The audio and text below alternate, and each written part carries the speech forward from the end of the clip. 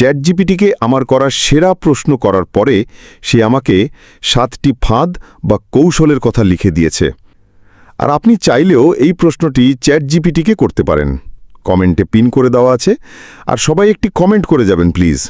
চলুন সবাই একসাথে চ্যাটজিপিটিকে করা এই প্রশ্নটি শুনি।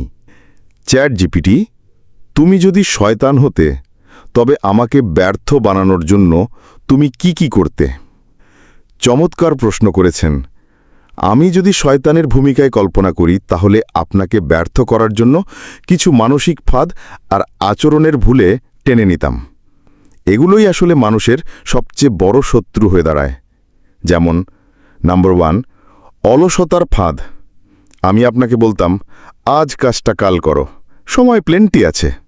এভাবে আপনি সময় নষ্ট করবেন আর স্বপ্নের কাছে পৌঁছানো যাবে না। নাম্বার 2, ভয় আর সন্দেহ ঢুকিয়ে দেওয়া। আমি আপনার কানে ফিসফিস করে বলতাম, তুমি পারবে না, তুমি যথেষ্ট ভালো নও, ফলে আপনি শুরুই করতেন না। নাম্বার 3, ভুল অগ্রাধিকার দেওয়া। আপনাকে গুরুত্বহীন কাজ বা বিনোদনের দিকে টেনে নিয়ে যেতাম যাতে আসল লক্ষ্যগুলো উপেক্ষিত থাকে। নাম্বার 4, অতিরিক্ত স্বস্তি খোঁজা। বলতাম, চলো একটু রিল্যাক্স করি, এত কষ্ট করার কি আছে। এভাবে ধীরে ধীরে আপনাকে গড়পড়তা বানিয়ে ফেলতাম। নাম্বার 5, তুলনার বিষ। আপনার চোখে অন্যদের সফলতা দেখিয়ে আপনাকে হীনমন্যতায় ভোগাতাম।